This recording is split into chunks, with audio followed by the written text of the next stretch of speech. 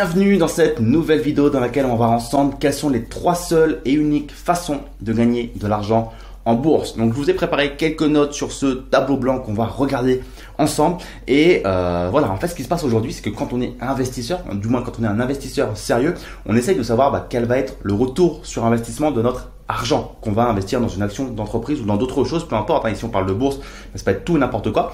Donc quand on est sérieux, on veut savoir, en tout cas on veut estimer quel va être notre retour sur investissement. Je parle d'estimation parce qu'encore une fois on va faire de l'anticipation. Personne n'a de boule de cristal quand on investit, personne ne sait ce qui va se passer sur le marché boursier, en immobilier, etc. Personne n'a de boule de cristal, donc on fait une anticipation et c'est extrêmement important. En anglais, c'est ce qu'on appelle le Expected Total Return. Vous avez peut-être déjà vu ce terme. En français, on pourrait le traduire sur rendement total attendu. Et c'est en fait l'addition de l'appréciation du capital, donc vos plus-values potentielles, ainsi que des dividendes qui sont encaissés. Le revenu finalement que vous allez encaisser de vos actions d'entreprise sous forme de dividendes. Ok. Et on va voir ensemble, bien du coup, quels sont les 3 éléments, les 3 seules et uniques sources de revenus qui en fait constituent ce rendement total attendu et ce que vous devez donc identifier en tant qu'investisseur pour savoir potentiellement ce que vous allez gagner comme argent. On développe un petit peu. Donc les 3 formes de revenus en bourse, comme je vous disais, quelles sont-elles? La première, ça va être la valorisation et en fait, c'est tout simplement quel va être, combien on va payer pour cette action d'entreprise et comment son cours de prix, comme le cours de l'action va évoluer. On va revenir un petit peu dessus juste après pour développer.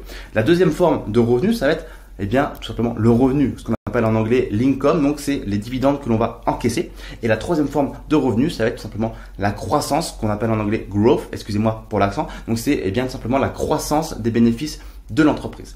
Donc on va développer un petit peu tout ça ensemble pour qu'on puisse voir comment l'un individuellement contribue finalement à enrichir, à former ce qu'on appelle votre total expected total return, le rendement total attendu. Les 3 combinés ensemble font donc le total return, comme je viens de vous le dire à l'instant. Donc la première chose, la valorisation de l'entreprise, la valorisation du cours de l'action, c'est ce qu'on détermine avec un indicateur qui s'appelle le PER. Peut-être que vous l'avez déjà entendu auparavant, c'est ce qu'on appelle le Price Earning Ratio. Donc il y a d'autres critères, d'autres indicateurs de valorisation des entreprises, mais un qu'on utilise assez souvent et très souvent pour analyser une entreprise, c'est le PER. Et donc en fait ce qui va se passer, c'est que si vous avez un PER de 10 pour l'entreprise et que ce PER il passe à 20 pour cette même entreprise, ça veut dire que votre investissement il a doublé de valeur, toutes choses étant égales évidemment par ailleurs. Ok. Et en fait le PER c'est un indicateur qui détermine combien d'euros un investisseur est prêt à payer pour 1 euro de bénéfices. Et donc là, c'est uniquement basé sur la perception, on va dire, des investisseurs, puisque si un investisseur est prêt à payer 10 euros pour une action et qu'un autre investisseur est prêt à payer 20 euros pour une action, ils ont chacun leur raison, mais c'est uniquement basé sur une idée de perception de combien l'investisseur est prêt à payer pour cette entreprise. Donc ça, c'est le premier point, c'est la valorisation de l'entreprise en bourse. Ok. La deuxième chose, c'est donc on l'a vu le revenu et donc là ça dépend entièrement à la fois du résultat net de l'entreprise ainsi que de l'équipe directrice. Le résultat net, pourquoi? Tout simplement parce que si l'entreprise ne fait pas de bénéfice à la fin, comment peut-elle verser un dividende à ses actionnaires? Donc le résultat net fait entièrement partie de la possibilité ou non de l'entreprise, de la part de l'entreprise de verser un dividende à ses actionnaires ou non. Bien évidemment, on voit des entreprises qui versent des dividendes alors qu'elles ont un résultat net qui est négatif ou qui n'est pas suffisant pour verser un dividende. Tout simplement, ça, ce sont des situations qui sont dangereuses et qui sont vraiment pas maintenables sur le long terme. Pourquoi ça dépend de l'équipe directrice? Tout simplement parce que c'est l'équipe directrice qui va décider si oui ou non on va verser un dividende aux actionnaires. Il y a des entreprises qui ne veulent pas verser de dividendes à leurs actionnaires parce qu'elles se disent que elles préfèrent réinvestir dans leur croissance. Et puis il y a d'autres entreprises qui ont eu une politique depuis des dizaines et des dizaines d'années de versement de dividendes à leurs actionnaires et qui vont certainement continuer de le verser pendant très longtemps. Donc ça, c'est l'équipe directrice qui se réunit chaque année en assemblée générale qui va dire voici tel dividende qu'on va verser à nos actionnaires et ça va déterminer donc un rendement de l'entreprise, de l'action en bourse. Ok. Et la troisième chose, c'est donc on a vu la croissance de l'entreprise, la croissance des bénéfices de l'entreprise et ça c'est directement dépendant, on va dire, du BNA ou ce qu'on appelle en anglais l'EPS. Donc BNA, bénéfice net par action, ou EPS en anglais, c'est la même chose, earnings per share. Donc ce qui est très important ici, c'est de regarder toujours par action. Pourquoi? Parce que pour un même bénéfice, si l'entreprise dans la même année elle a augmenté son nombre d'actions ou réduit son nombre d'actions, ça va entièrement modifier le BNA, le bénéfice net par action, parce que encore une fois, on peut se dire c'est cool, l'entreprise elle a fait potentiellement plus de bénéfices, mais si en parallèle elle a augmenté son nombre d'actions, ça va pas changer grand chose en termes de dividendes qu'elle va pouvoir verser par action parce qu'elle a augmenté son nombre d'actions. Ok, donc de quoi dépend ce bénéfice net par action et de quoi dépend cette croissance finalement des bénéfices de l'entreprise? Ça va dépendre d'un mix de deux choses, on va dire. Ça va être à la fois de l'équipe, parce que finalement derrière une entreprise il y a quand même une équipe, il y a des humains, donc ça dépend bien évidemment de eux, de leur choix stratégique, de leur développement de produits, de la R&D, de pas mal de choses que l'équipe aura décidé en amont de faire ou de ne pas faire, et puis également d'un environnement, c'est-à-dire qu'il faut également un bon environnement. Je pense notamment à tout ce qui est potentiellement taux d'intérêt, conditions macroéconomiques, géopolitiques, politiques, etc., qui font que une entreprise elle évolue plus ou moins bien, en fonction de son environnement. Ok.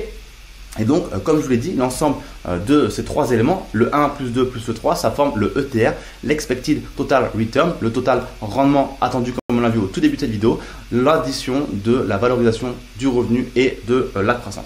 Et en fait, on peut se dire que littéralement, en additionnant les trois, on peut déterminer le pourcentage de retour sur investissement qu'on va pouvoir avoir avec une entreprise. Si on fait un petit exemple rapide, je vais prendre ici le stylo, allez hop, en noir. Supposons donc le numéro 1, on a dit que c'était le PER. Supposons que on estime sur les 5 prochaines années une croissance de 3%. On ne va pas rentrer dans les détails de comment on peut estimer tout ça plus précisément, c'est simplement pour faire un petit aperçu simpliste de comment ça fonctionne.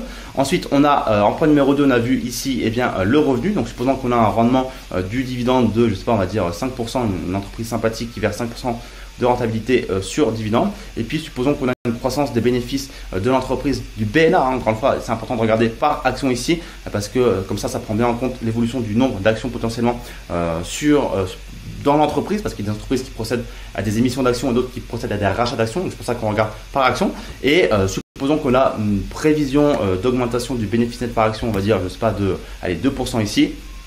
Ça veut dire que notre total expected total return serait de, on a bien compris ici ce sont des additions, ça serait de 3 plus 5 plus 2. Et donc ça fait combien? Ça fait 10%.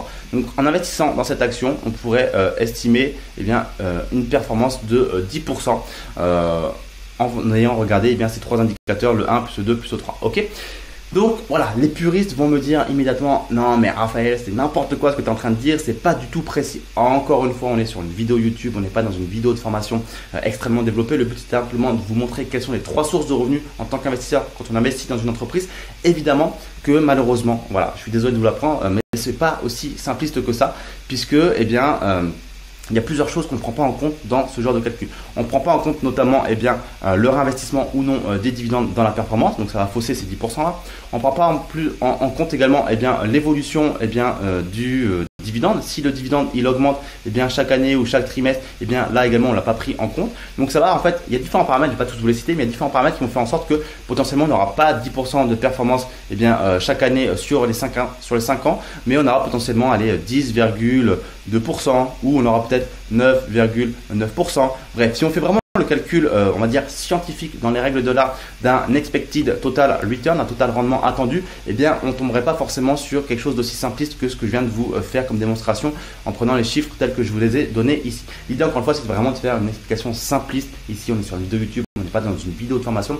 Si vous voulez d'ailleurs aller plus loin avec une formation, lisez bien la barre de description ci-dessous, puisque j'ai une formation complète sur l'investissement en bourse dans les actions et dividendes, et on reprend notamment tout ce qui est calcul mathématique pour justement voir quel est le rendement total attendu, et on détermine justement ensemble comment déterminer ou estimer plutôt, parce qu'encore une fois on n'a pas de boule de cristal, on ne sait pas ce qui va se passer dans le futur, mais on détermine ensemble quelle va être l'évolution potentiellement du PER dans le futur, en regardant si une entreprise elle est sous-évaluée ou surévaluée. Puisqu'un PER, qu'est-ce que ça veut dire finalement? Ça nous permet de savoir si une entreprise elle est sur ou sous-évaluée. Donc on apprend ça dans cette formation. On regarde également comment estimer la croissance des bénéfices nets de l'entreprise dans le futur, parce que c'est pas forcément évident de savoir quels vont être les bénéfices dans le futur d'une entreprise. Bref, on regarde un petit peu tout ça. On regarde également comment estimer le rendement du dividende dans le futur, etc., pour faire des calculs un petit peu plus précis. Ce que je voulais vraiment vous partager dans cette vidéo, c'est vous faire comprendre que finalement, en tant qu'investisseur, il y a vraiment trois axes, 3 points sur lesquels on peut gagner de l'argent en bourse. C'est vraiment le dividende, c'est le truc le plus simple, je pense, à comprendre pour les gens. Ensuite, c'est l'évolution du cours de l'action qu'on détermine via le PER. Si l'action a été à 100 euros, qu'elle est à 200 euros, vous avez fait x2 si toutes les choses sont égales par ailleurs, ok. Et la troisième chose qui est peut-être un petit peu moins claire, c'est l'évolution des bénéfices. Pourquoi c'est un peu moins clair? Parce que c'est un petit peu moins direct.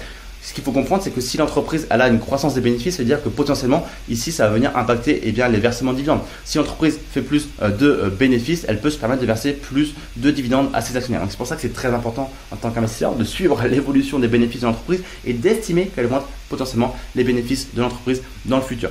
Et donc, ce qu'on fait, eh bien, en tant qu'investisseur, c'est qu'on essaie de déterminer donc ce ETR, cet Expected Total Return, sur une durée qui est généralement de 5 ans. Pourquoi 5 ans? Parce que c'est une bonne durée. Plus de 5 ans, c'est trop long. C'est-à-dire que déjà sur 5 ans, c'est pas forcément évident de savoir ce que l'entreprise va générer comme performance. Alors sur plus de 5 ans, c'est encore plus compliqué, donc forcément plus aléatoire. Plus la durée en fait va être longue, plus nos prévisions vont être aléatoires, parce que on prend un risque plus grand. En fait, on regarde sur plus longtemps, donc on a plus de chances de se tromper. Et si on regarde sur une durée qui est trop courte, finalement, c'est pas suffisamment intéressant. Le but, c'est quand même de se projeter sur une durée d'investissement suffisamment longue. Encore une fois, quand on investit, généralement, c'est pas pour investir sur 3 mois, 6 mois, 1 an, 2 ans.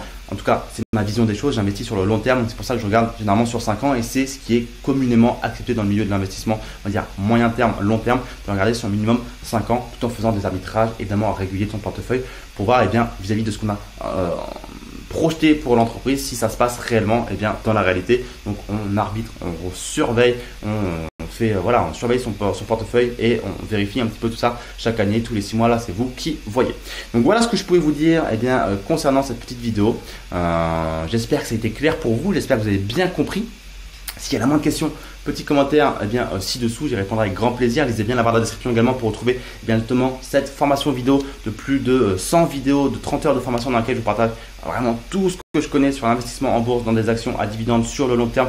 On reprend tous ces indicateurs que j'ai pu vous citer, le PER, le résultat net, le BNA et bien d'autres, puisqu'on voit ensemble 25 à 30 indicateurs. Donc là, ce qu'on a vu, on l'a vraiment effleuré. On fait tout ce qui est mathématique, boursier également, constitution de ratios financiers, etc., fiscalité. Bref, on voit énormément de choses ensemble. Donc lisez bien la barre de description. Abonnez-vous également à la chaîne YouTube si ce n'est pas encore fait. Petit pouce bleu si vous aimez cette vidéo exactement. Et je vous dis à très vite pour une prochaine vidéo. Ciao, ciao.